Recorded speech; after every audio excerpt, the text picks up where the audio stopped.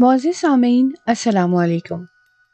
مقبول جہانگیر کی ایک اور تہلکہ خیز تصنیف پاگل خانہ آپ کی پیش خدمت ہے۔ آپ سب سے گزارش ہے کہ میری ویڈیوز کو زیادہ سے زیادہ لائک اور شیئر کر کے میری حوصلہ افزائی کیجیے تاکہ میں اسی طرح اچھی اچھی کہانیاں آپ کی پیش خدمت کر سکوں۔ برونو کے چہرے پر اداسی چھا گئی۔ چند لمحے پہلے اس کی آنکھوں میں جو چمک نمودار ہوئی تھی وہ معدوم ہو گئی۔ وہ فاسٹر کی آنکھوں میں جھانکتا رہا، پھر کہنے لگا، کیا آپ واقعی خلوص اور ایمانداری سے میرے بارے میں جاننے کے خواہش مند ہیں یا محض تفریح طبع کے لیے پوچھنا چاہتے ہیں؟ نہیں، میں پورے خلوص اور ہمدردی سے تمہارے حالات جاننا چاہتا ہوں۔ ٹھیک ہے، میں آپ کی زبان پر یقین کیے لیتا ہوں، برونو نے جیسے بڑبڑا کر اپنے آپ سے کہا۔ میں آپ کو اپنے بارے میں سب کچھ بتاؤں گا، شاید آپ میری بات سمجھ سکیں۔ میں تمہارا بے حد شکر گزار ہوں برونو کہ تم نے مجھے مایوس نہیں کیا۔ فاسٹر نے مسکراتے ہوئے برونو کی طرف دیکھا۔ برونو دوبارہ گہری سوچ میں ڈوب چکا تھا، شاید اپنے ماضی کے اوراق پلٹ رہا تھا۔ رینالڈس چپکی سے باہر چلا گیا اور فاسٹر نے دروازہ بند کیے جانے کی آواز سنی۔ برونو کا بدن اور کپڑے پسینے سے بھیگ چکے تھے۔ اس روز گرمی خلاف معمول کچھ زیادہ تھی۔ اس کا جی چاہتا تھا کہ وہ کچھ دیر آرام کر لے، لیکن آرام اس کی تقدیر میں کہاں تھا۔ وہ خاصی دیر سے اپنی چھوٹی سی دکان کے عقب میں 4 فٹ چوڑے اور 6 فٹ لمبے لکڑی کے بنے ہوئے کیبن میں بند استری کر رہا تھا۔ اسے سخت بھوک بھی لگ رہی تھی، مگر اسے معلوم نہیں تھا کہ گھر پر کھانے کے لیے کچھ موجود ہے یا نہیں۔ یکایک اس نے دکان کے بیرونی دروازے کے اوپر لگی ہوئی گھنٹی کی آواز سنی۔ یہ گھنٹی اس وقت خود بخود بجتی جب کوئی شخص دروازہ کھول کر دکان کے اندر آتا تھا۔ گھنٹی کی آواز سنتے ہی برونو نے وہ پتلون جس پر وہ استری کر رہا تھا جلدی جلدی تہہ کر کے ایک طرف رکھ دی اور کیبن سے باہر نکل کر دکان میں داخل ہوا۔ اور یہ دیکھ کر اس کا دل دھک دھک کرنے لگا کہ آنے والا سٹیبن کے سوا کوئی نہ تھا۔ سٹیبن کاؤنٹر کے پاس کھڑا تھا۔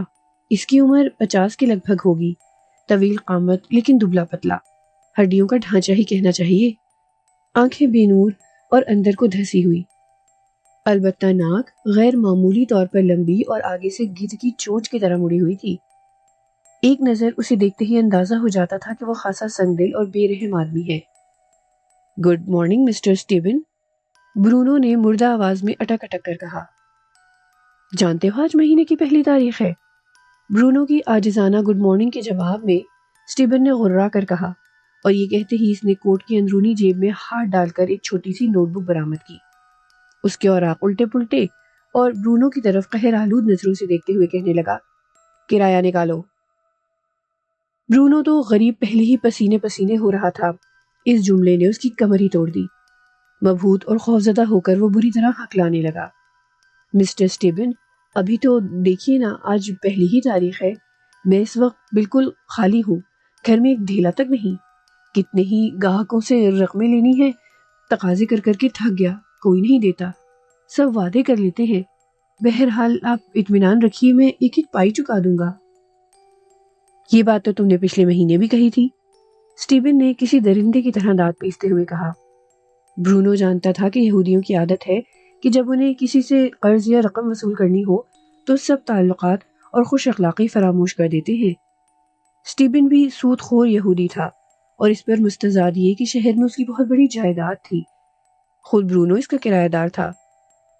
سٹیبن لکھپتی ہونے کے باوجود کسی کو ملازم نہیں رکھتا تھا، بلکہ خود ہر کرایہ دار سے کرایہ وصول کیا کرتا تھا۔ اس کا کہنا تھا کہ وہ ملازم رکھنے کی استطاعت نہیں رکھتا۔ دیکھو مسٹر درزی، میرا وقت بہت قیمتی ہے، سٹیبن نے کہا، کرایہ نکالو، میں اتنی دیر میں رسید لکھتا ہوں۔ مگر میں عرض کر رہا ہوں کہ اس وقت میرے پاس کچھ نہیں ہے، برونو نے عاجزی سے دانت نکال دیے۔ میں اتنے عرصے سے آپ کا کرایہ دار ہوں، کبھی ایسا نہیں ہوا کہ میں نے وقت پر کرایہ ادا نہ کیا ہو۔ اب گزشتہ چند مہینوں سے میری حالت خاصی ابتر ہے۔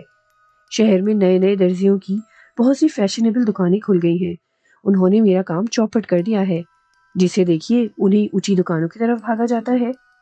حالانکہ وہ لوگ مجھ سے زیادہ تجربے کار نہیں ہیں، میں جتنے اچھے کپڑے سیتا ہوں اتنا کوئی نہیں سیتا، لیکن آج کل زمانہ اور ہے، ہر شخص ظاہری ٹپ ٹاپ دیکھتا ہے۔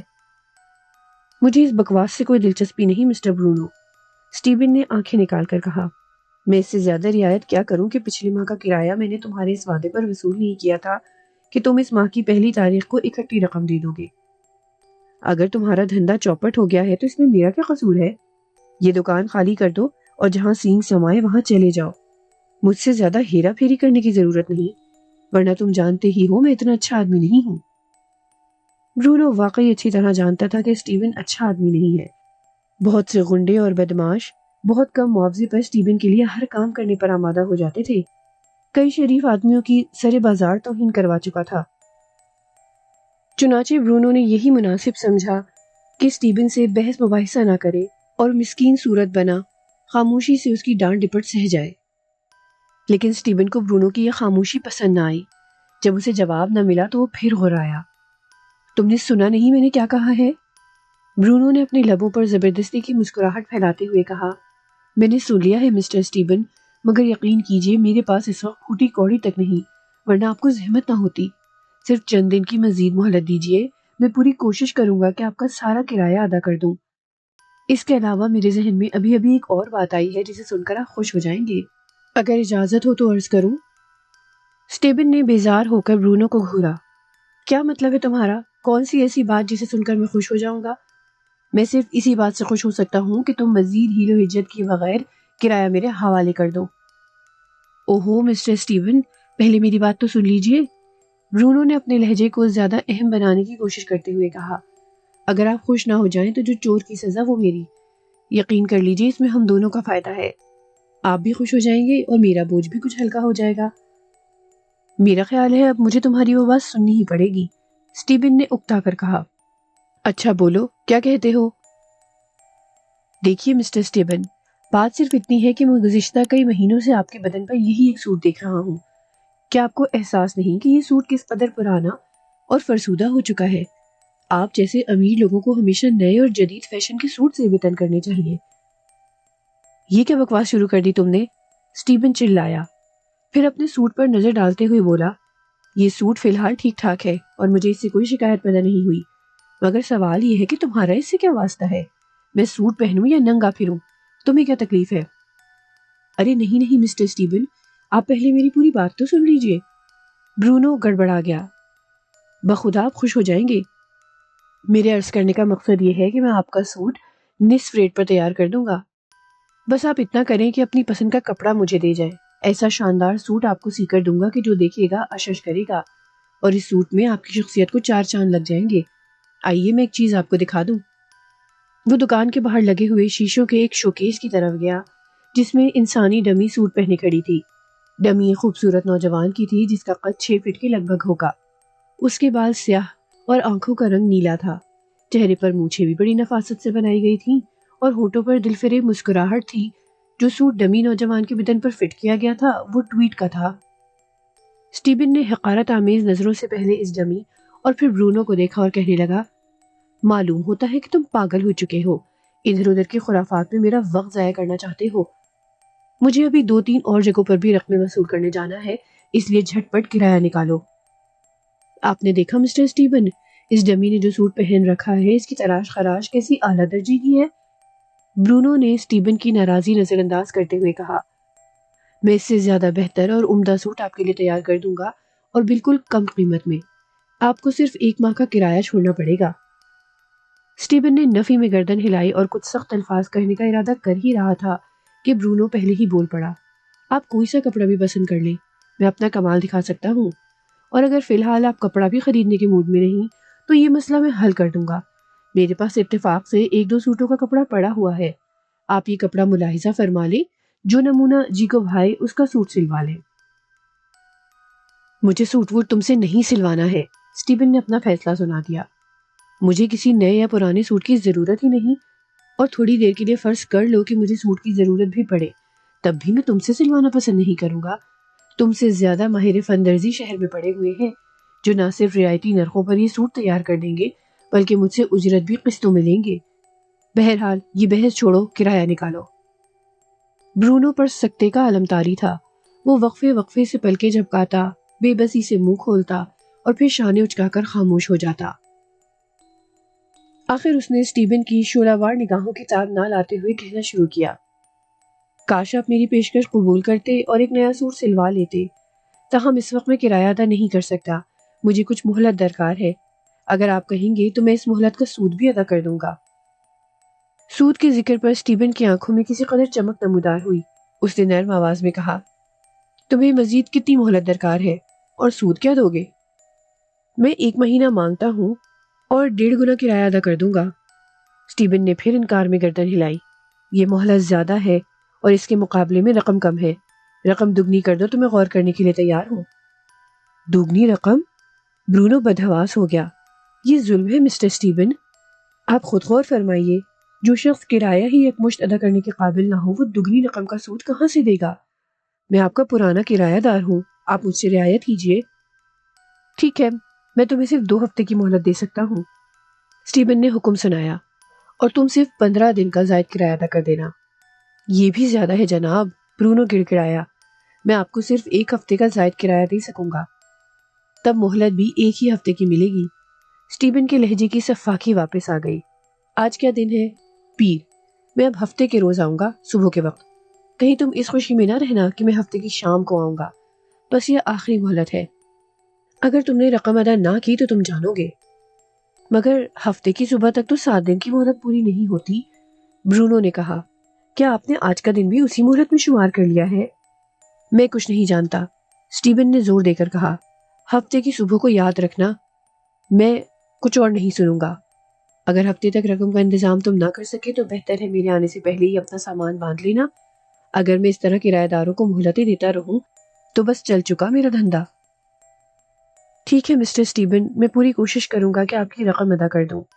برونو نے مایوس ہو کر گہری آہ بھری۔ اس دوران میں اسٹیبن دکان کے دروازے سے باہر جا چکا تھا۔ برونو اس کے جانے کے بعد بھی دیر تک اپنی جگہ گمسم کھڑا رہا، پھر غیر شعوری طور پر اپنے آپ سے باتیں کرتا ہوا اسی کیبن میں واپس آیا جہاں تھوڑی دیر پہلے وہ کپڑوں پر استری کر رہا تھا۔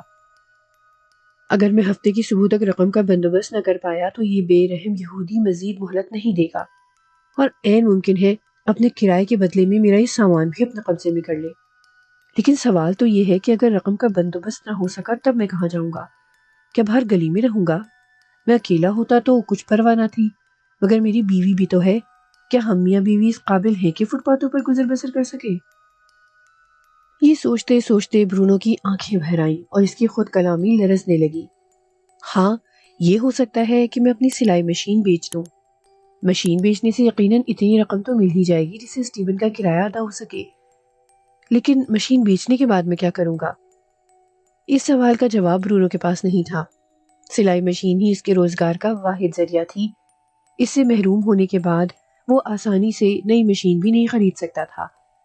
بلا شبہ بعض ادارے ایسی چیزیں قسطوں پر بھی فراہم کر دیتے ہیں، مگر وہ یہ قسطیں کہاں سے ادا کرے گا جبکہ اس کا مستقل ذریعہ آمدنی ہی نہیں تھا؟ سخت مضطرب اور بے چین ہو کر وہ کیبن سے باہر نکلا اور شوکیس کے قریب جا کھڑا ہوا۔ غیر ارادی طور پر اس کی نگاہیں ٹویٹ کا بوسیدہ سوٹ پہنے ہوئے انسانی ڈمی پر مرکوز ہو گئی۔ برونو آپ ہی آپ دیوانوں کی طرح ہنسا اور ڈمی سے مخاطب ہو کر بولا، یار تم میرے بہت پرانے ساتھی ہو، دیکھ رہے ہو کہ ان دنوں میں مصیبت میں گرفتار ہوں۔ کیا پرانی دوستی کا یہی شیوا ہے کہ تم میرے لیے کچھ نہ کرو؟ گزشتہ تمام برسوں میں نے تمہاری حفاظت اور دیکھ بھال پوری ذمہ داری سے کی ہے۔ میں نے تمہارے رہنے کے لیے یہ آرام دہ اور خوبصورت شوکیس بنوایا۔ ان خدمات کے عوض میں نے کبھی تم سے کچھ طلب نہیں کیا ہے، مگر اب وقت آ گیا ہے کہ میری مدد کرو۔ جاؤ اس شوکیس سے باہر نکلو اور میرے لیے اتنی رقم کا انتظام کر کے لاؤ جس میں اس مکار سود خور یہودی کا کبھی نہ بھرنے والا دوزخ بھر سکوں۔ دیکھو میں کوئی عذر یا بہانہ نہیں سنوں گا، تمہیں میرا یہ کام کرنا ہی پڑے گا۔ یہ کہتے کہتے وہ یکلخت رو پڑا۔ آنسوؤں کے قطرے اس کی آنکھوں سے ڈھلکے اور رخساروں پر سے ہوتے ہوئے زمین پر گر کر جذب ہو گئے۔ پھر وہ بھررائی ہوئی آواز میں بولا، میں جانتا ہوں برے وقت کا کوئی ساتھی یا دوست نہیں ہوتا، تم ایک بے جان چیز ہو، تم بھلا میری کیا مدد کرو گے؟ میں تو اپنی مدد آپ نہیں کر سکا۔ اس نے جیب سے میلا سا رومال نکالا اور اپنے آنسو پوچھے۔ یکایک دکان کے اندر سے ایک آواز ابھری، برونو میرے پیارے شوہر کہاں ہو تم؟ برونو نے جلدی سے اپنا چہرہ حشاش بشاش بنانے کی کوشش کی، ایک بار پھر رومال سے منہ پوچھا۔ دراصل وہ غم میں اپنی بیوی کو خواہ شریک کر کے اسے دکھ پہنچانا نہیں چاہتا تھا۔ برونو کو ڈورس سے بڑی محبت تھی، اس کا بس چلتا تو وہ ڈورس کے لیے زمانے بھر کی خوشیاں خرید لاتا۔ اس سے پیشتر کہ برونو شوکیس سے ہٹ کر دکان میں جائے، ڈورس خود ہی ادھر آ گئی۔ ڈورس کو دیکھتے ہی بے اختیار پھر برونو کی آنکھوں میں آنسو مچلنے لگے، لیکن ہمت کر کے وہ یہ آنسو پی گیا۔ ڈورس اس عمر میں بھی خاصی حسین و جمیل اور پرکشش عورت تھی، لیکن برونو جانتا تھا کہ بہت جلد اس کا یہ حسن مان پڑ جائے گا اور وہ وقت سے بہت پہلے بوڑھی ہو جائے گی۔ باہر کھڑے کیا کر رہے تھے؟ ڈورس نے پوچھا۔ تھوڑی دیر پہلے میں نے تمہیں کسی شخص سے باتیں کرتے سنا تھا۔ ہاں میں اس سے باتیں کر رہا تھا، برونو نے ڈمی کی طرف اشارہ کیا۔ مگر یہ ایسا بے حس ہے کہ کسی بات کا جواب ہی نہیں دیتا۔ تم جانتی ہو ڈورس، میں نے اس کے لیے کتنی توجہ اور محنت سے کام کیا تھا۔ میں نے اس کے لیے نہ صرف یہ آرام دہ شوکیس بنوایا بلکہ اسے ٹویڈ کا بہترین سوٹ بھی خود سی کر پہنایا، اور اب یہ کمینہ میری نہیں سنتا۔ میں اتنی دیر اسے مغزماری کرتا رہا ہوں، کیا مجال جو پلٹ کر جواب بھی دیا ہو۔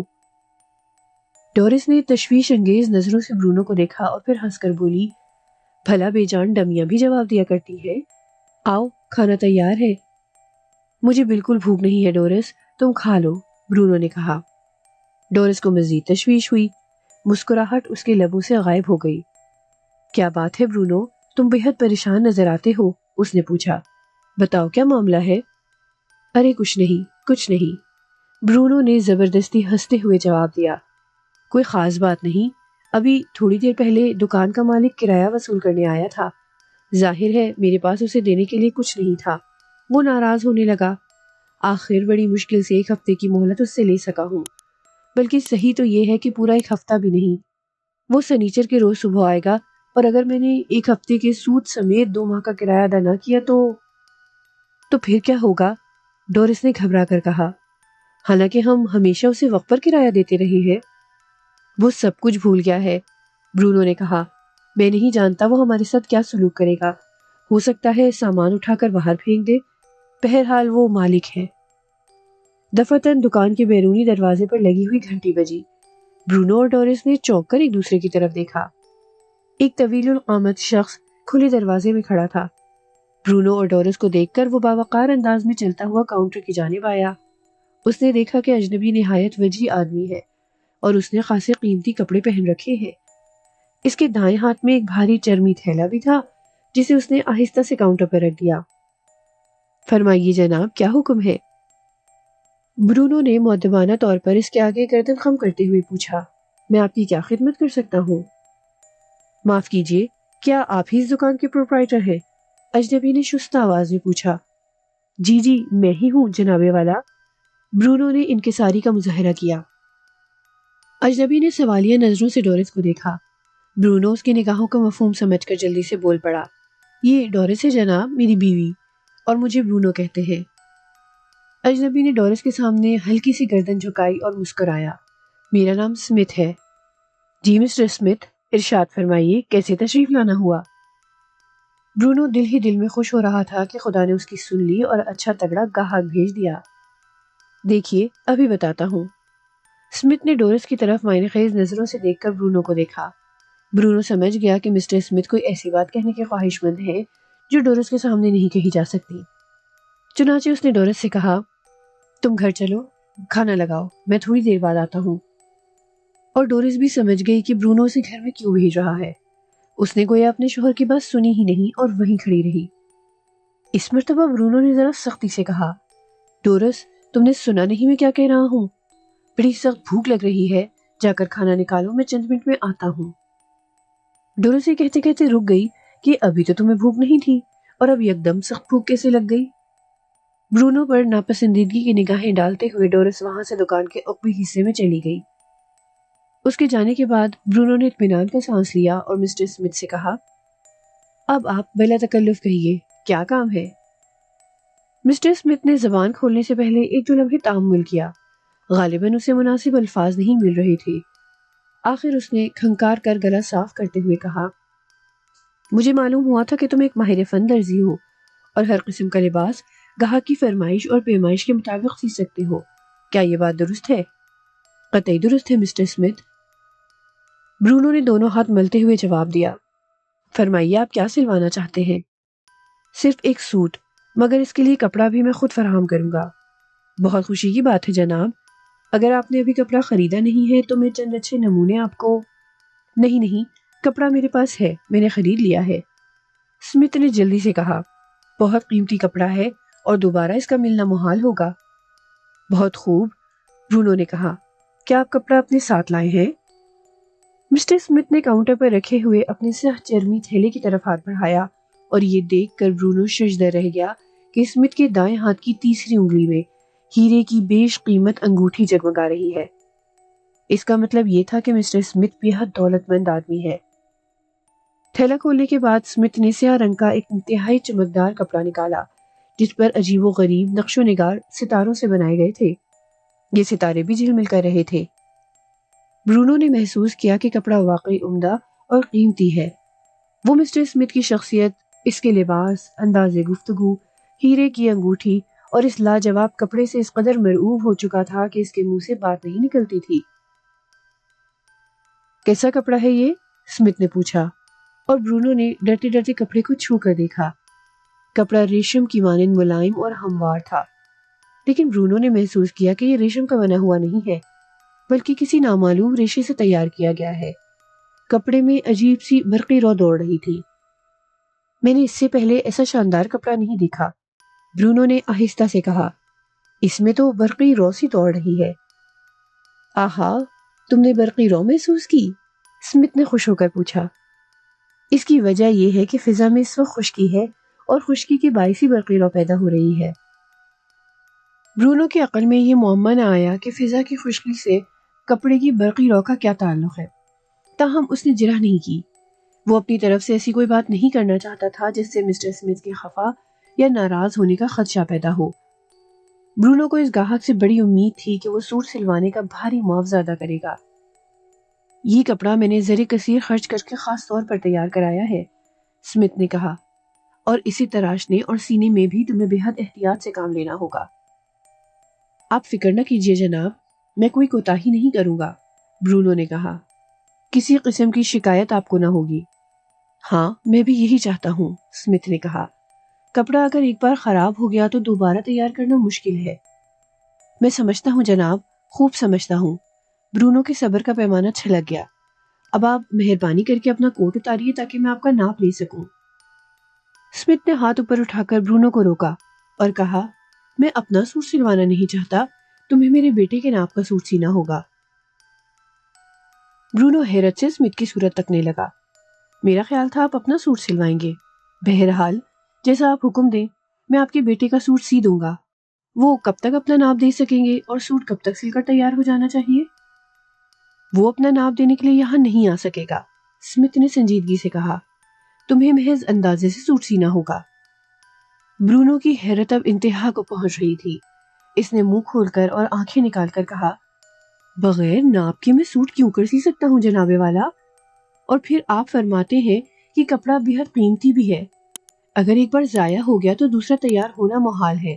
اس صورت میں یہ مسئلہ بھی میں حل کر چکا ہوں۔ اسمتھ نے جیب سے تہہ کیا ہوا ایک کاغذ نکالتے ہوئے کہا۔ اس نے کاغذ کی تہیں کھول کر اسے کاؤنٹر پر پھیلا دیا۔ برونو نے دیکھا کہ اس کاغذ پر عجیب عجیب شکلیں بنی ہوئی ہیں۔ بعض ٹیڑھے میڑھے خطوط ہیں جو ایک دوسرے کو قطع کرتے ہیں، کہیں دائرے بنے ہوئے ہیں، کہیں زاویے اور کہیں کہیں مثلث ہیں۔ پھر کسی نامعلوم زبان کے بے شمار حروف ہیں جو اس کاغذ پر باریک قلم سے سیاہ چمکیلی روشنائی کے ساتھ تحریر کیے گئے ہیں۔ میں نے اپنے بیٹے کے بدن کا ناپ اس کاغذ پر درج کر رکھا ہے، اسمتھ نے کہا۔ میں تمہیں ابھی سمجھائے دیتا ہوں۔ برونو نے کچھ نہ سمجھتے ہوئے بھی اس بات میں گردن ہلا دی۔ اسمتھ کی آواز اس کے کان میں آ رہی تھی۔ کاغذ پر درج ہدایات کے عین مطابق تمہیں سوٹ تیار کرنا ہوگا۔ سلائی کا سارا کام بٹن تک تم اپنے ہاتھ سے کرو گے۔ یاد رکھو، ایک بقیہ بھی مشین کا نہ ہو، یہ مشین کا کام ہی نہیں۔ خبردار، میں پھر واضح کیے دیتا ہوں کہ سارا سوٹ بٹنوں سمیت ہاتھ کی سلائی سے تیار ہونا چاہیے۔ کیا تم وعدہ کرتے ہو کہ سلائی کی مشین استعمال نہ کرو گے؟ مگر جناب، ہاتھ کی سلائی آپ کو بہت مہنگی پڑے گی، برونو نے کہا۔ مشین کے ذریعے کام جلدی بھی ہو جاتا ہے اور اس میں نفاست بھی ہوتی ہے۔ ٹھیک ہے، میں جانتا ہوں، اسمتھ نے مضطرب ہو کر کہا۔ لیکن یہ سوٹ تم اپنے ہاتھ سے سیو گے، مشین سے ہرگز نہیں۔ جہاں تک سلائی کی اجرت کا سوال ہے، جو کہو گے میں بخوشی ادا کر دوں گا۔ بتاؤ کیا لوگے؟ برونو سخت مخمصے میں گرفتار ہو گیا۔ وہ سارا کام مشین ہی کی مدد سے کرتا تھا۔ پورا سوٹ ہاتھ سے سینے کا کبھی اتفاق ہی نہیں ہوا تھا۔ کیا اجرت بتائی جائے؟ کیا خیال ہے 200 پاؤنڈ کی رقم قبول کرو گے؟ برونو غش کھاتے کھاتے بچا۔ اس نے خود کو سنبھالنے کی پوری کوشش کی لیکن پھر بھی محنت سے منہ کھل ہی گیا۔ 200 پاؤنڈ جناب؟ ہاں 200 پاؤنڈ، اسمتھ نے کہا۔ اگر یہ اجرت کم ہے تو مزید 50 پاؤنڈ لے لینا، یہ خاصی معقول رقم ہے۔ برونو کو اپنے کانوں پر دھوکا ہونے لگا۔ کہیں وہ سہانا سپنا تو نہیں دیکھ رہا تھا؟ لیکن نہیں، یہ سہانا سپنا ہرگز نہ تھا۔ خدا نے برونو کی مشکل آسان کر دی تھی اور مسٹر اسمتھ کی صورت میں ایک فرشتہ برونو کی مدد کے لیے بھیج دیا تھا۔ برونو کا بس نہیں چلتا تھا، ورنہ وہ اس احسان کے عوض مسٹر اسمتھ کے پاؤں چوم لیتا۔ ہاں بھائی، تو کیا فیصلہ ہے تمہارا؟ 250 پاؤنڈ معاوضہ مناسب رہے گا یا میں کسی اور درزی کے پاس جاؤں؟ میں آپ کا بے حد ممنون ہوں جناب، برونو نے بھرائی ہوئی آواز میں کہا۔ یہ معاوضہ میری توقع سے بہت زیادہ ہے۔ بس تو پھر طے ہو گیا، اسمتھ نے خوش ہو کر کہا۔ ذرا محنت سے کام کرنا، اور اب وہ ہدایات غور سے سن لو جن کے تحت تمہیں یہ سوٹ سینا ہے۔ فرمائیے، میں پوری توجہ سے سن رہا ہوں، برونو نے کہا۔ اسمتھ کاغذ پر کھینچی ہوئی شکلیں اور عبارتیں پڑھ رہا تھا۔ آخر اس نے کہا، مجھے علم فلکیات سے خاصی دلچسپی ہے اور میں نے اس علم کا گہرا مطالعہ کیا ہے۔